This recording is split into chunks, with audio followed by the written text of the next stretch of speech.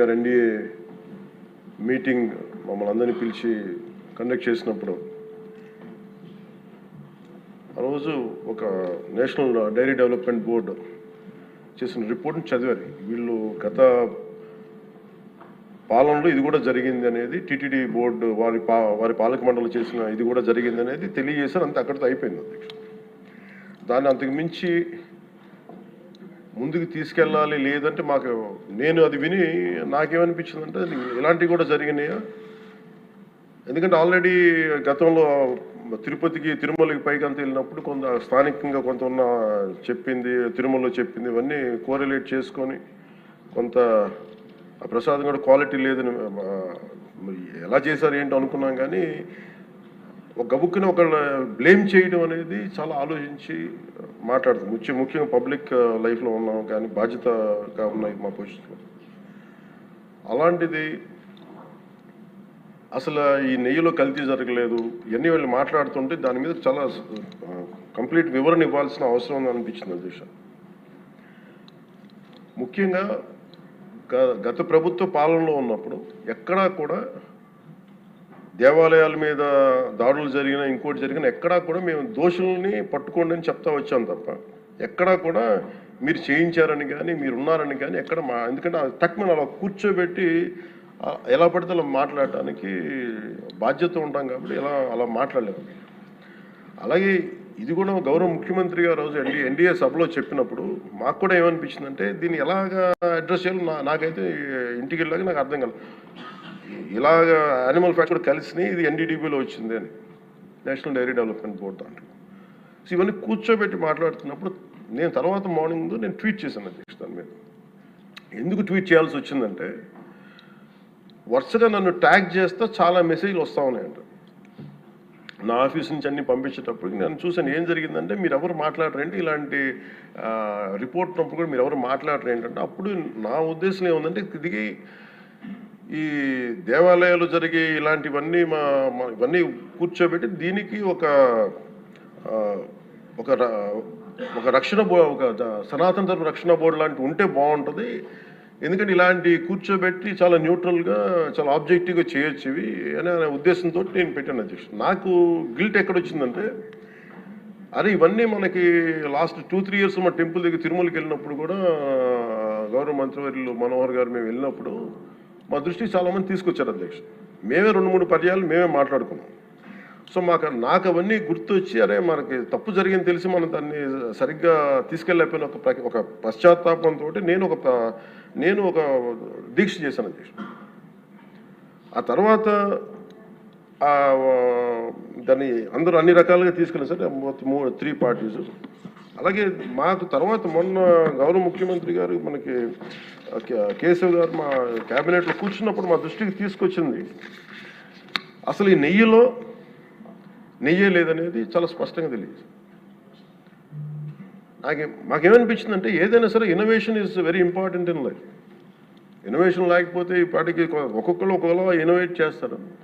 But ఈ particular ఈ గత ప్రభుత్వంలో ఉన్న వ్యక్తులు వీళ్ళు అరాచకంలో ఇన్నోవేషన్ చేశారు. వీళ్ళు కల్తీలు కూడా అంటే మామూలుగా ఒక నెయ్యి కావాలంటే పాలలో నుంచే కాకుండా రసాయనాల నుంచి కూడా తీయచ్చు, మిగతా వాటి నుంచి కూడా తీయచ్చు అని చేసి చూపించారు.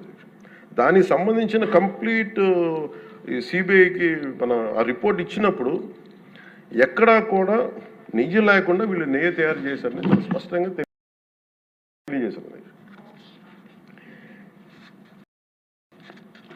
ఇప్పుడు మనం ఏం మాట్లాడుతున్నాం వీళ్ళందరితో అంటే ఎక్కడా కూడా ఈ సభ సాక్షిగా చెప్తున్నాను, ఇది ప్రజలకు కూడా తెలియాలి, ఎక్కడా కూడా గత ప్రభుత్వం తాలూకు హెడ్ చేసిన వ్యక్తి చేశారని ఎక్కడ కూడా నేను ప్రత్యేకించి మాట్లాడాలి.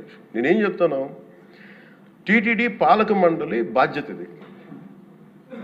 మీరు కూర్చోబెట్టి మీరు బాధ్యత తీసుకొని వాళ్ళ పార్టీ ఆ ప్రభుత్వం స్థాపించినప్పుడు వాళ్ళ నియమించిన పాలక మండలి వాళ్ళు చేసిన తప్పులకి సింపుల్ ఏం చేయాలి అధ్యక్ష. ఒక ఇంటర్వ్యూలో కూడా నన్ను అడిగితే నేనేం చెప్పానంటే you mean to say you going to blame the person who headed the last government అంటే my intention is not that.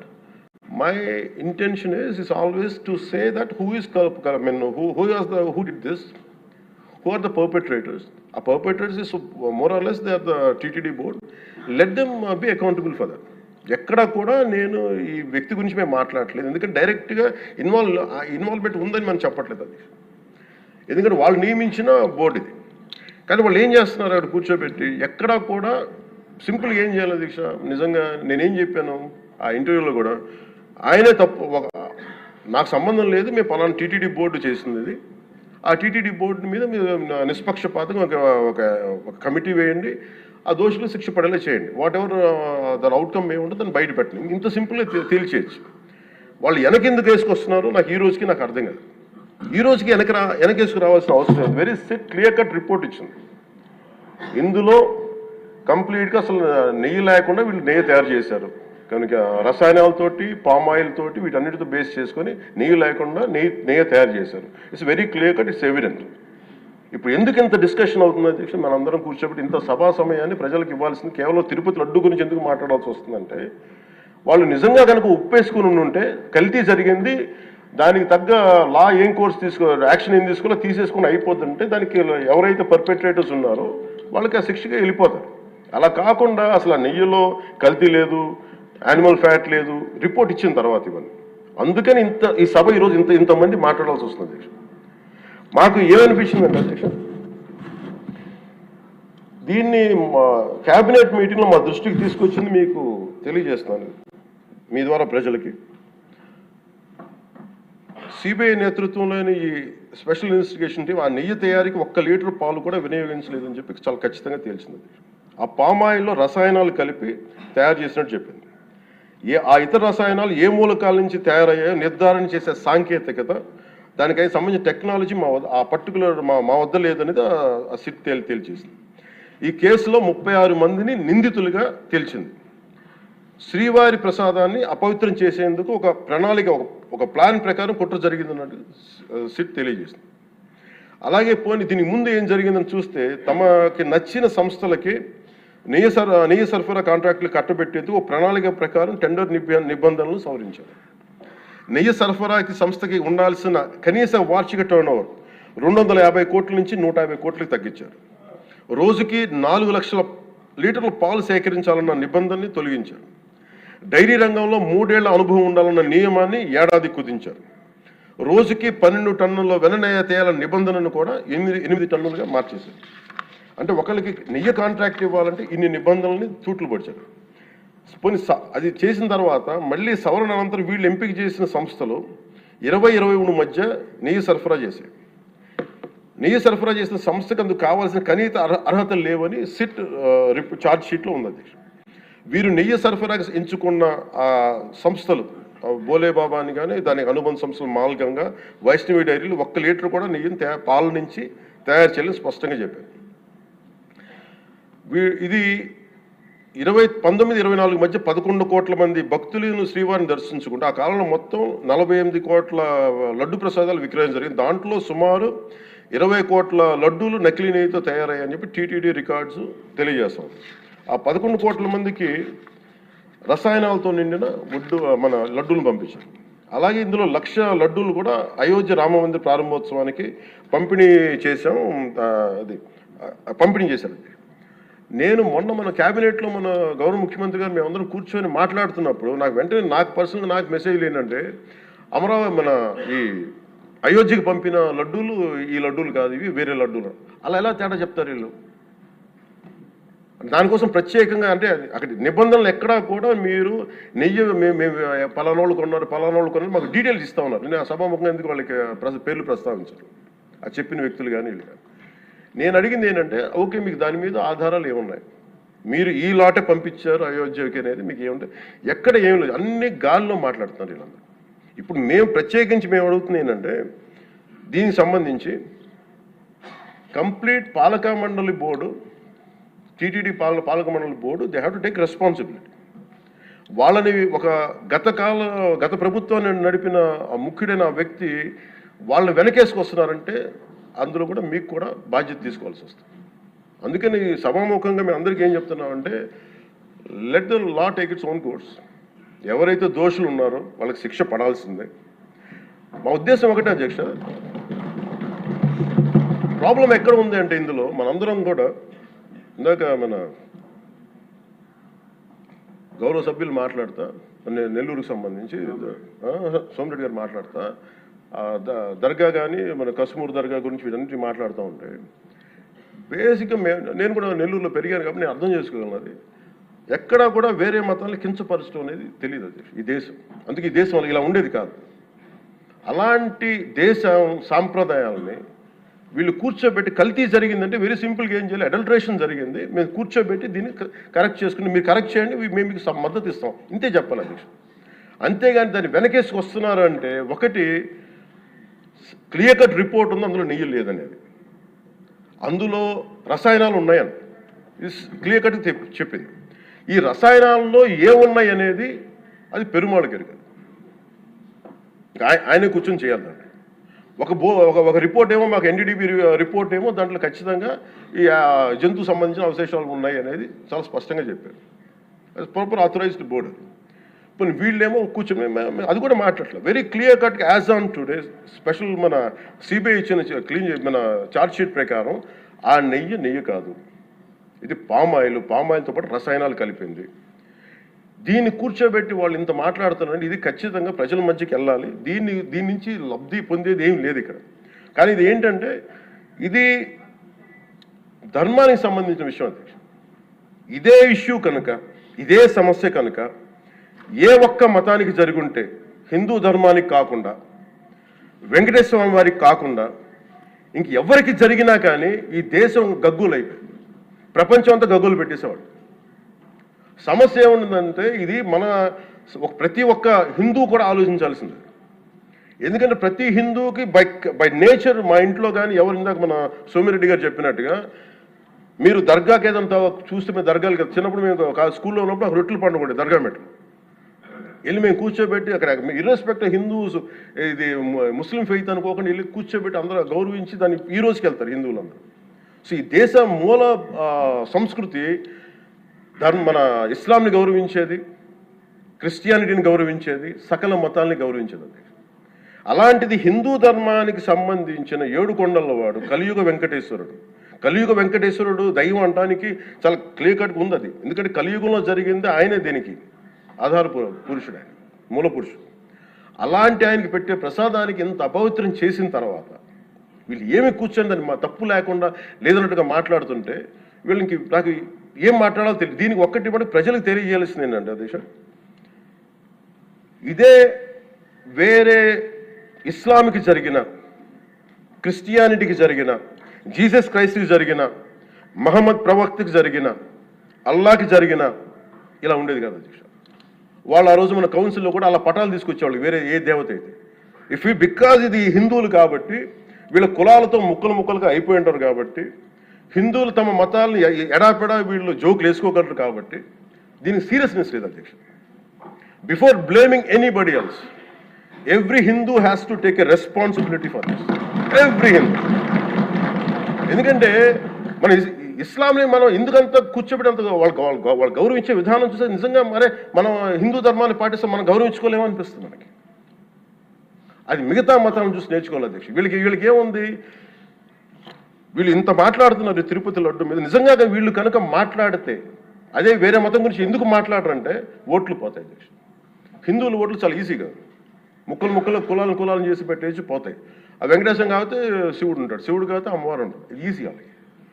ఈ నైజం జనాల్లో మారినంత కాలం ఇలాంటివి జరుగుతూనే ఉంటుంది అధ్యక్ష. వీళ్ళు ఇలాగే మాట్లాడుతూనే ఉంటారు. ఇది లోపల నుంచి మనందరం కదలాలి, ఇర్రెస్పెక్ట్ ఆఫ్ పార్టీస్. నేను వైసీపీలో ఇప్పుడు రాని వైసీపీ నాయకులు కూడా అడుగుతున్నాను, వాళ్ళ పద్ధతిదారులు కూడా చెప్తున్నాను ఈ సభాముఖం. మీరు ఎవరన్నా సరే రేపొద్దున్న నుంచి మీరు వెళ్ళి తిరుమలలో వెంకటేశ్వర స్వామిని దర్శించుకున్నప్పుడు ఆ నిలువెత్తు స్వామివారిని చూసినప్పుడు మీకు గిల్ట్ కలగకపోతే మీరు చూడండి. ఎందుకంటే ఆయన కళ్ళలోకి చూసినప్పుడు మీరు ఇన్ని తప్పులు చేసేవాళ్ళు మేము వెనకేసుకొస్తున్నామని ఎవరన్నా మాట్లాడితే ఆ పాపం వాళ్ళకే కాదు వాళ్ళకు కూడా చుట్టుకుంటుంది. ఇది ఖచ్చితంగా దీన్ని ఎక్కడో చోట దీనికి ఒక లాజికల్ కన్క్లూజన్ అయితే పట్టుకెళ్ళదు. దోషులకి శిక్ష పడాల్సిందే. ఎందుకంటే ఇది ఇక్కడతో ఆగకపోతే ఇది ఒక పరంపర అయిపోతుంది. అందుకని మేము ఖచ్చితంగా I'm committed to get this, who are are the perpetrator, they should be punished. They should be punished. అలాగే ఒక ముగింపు 2 వాక్యాలు చెప్పి నేను మాకు చెప్పి ముగిస్తాను. మొన్న మధ్య నేను ఆముక్తమాల్య చదువుతున్నప్పుడు 218వ పద్యం, దాంట్లో ఆయన చెప్పింది ప్రత్యేకించి ఆయన రాసిన ఈ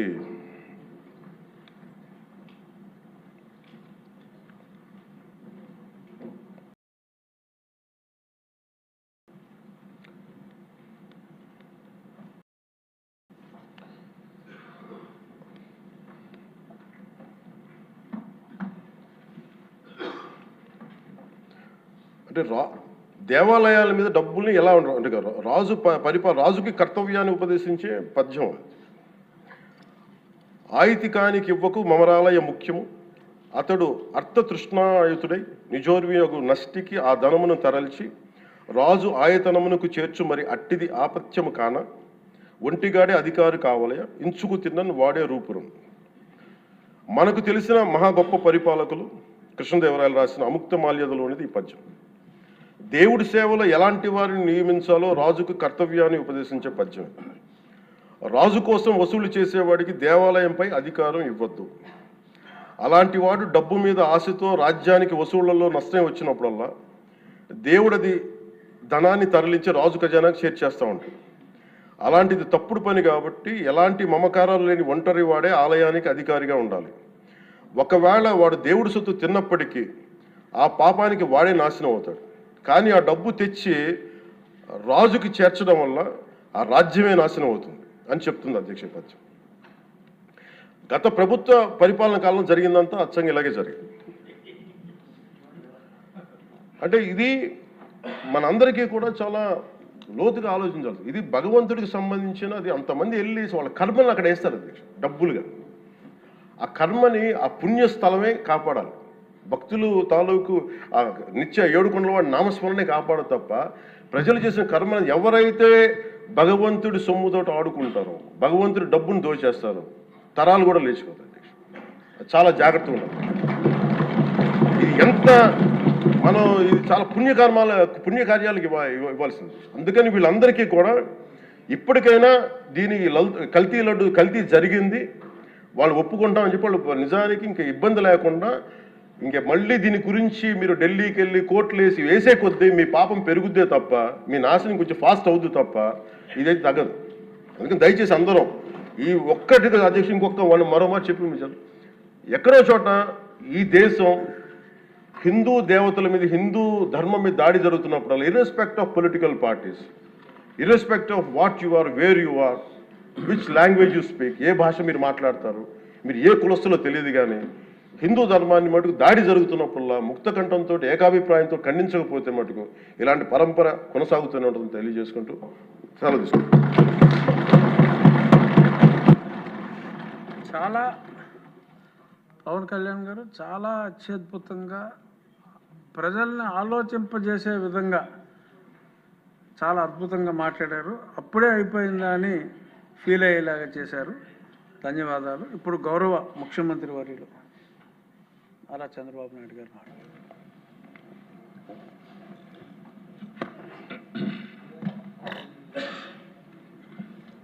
అధ్యక్ష,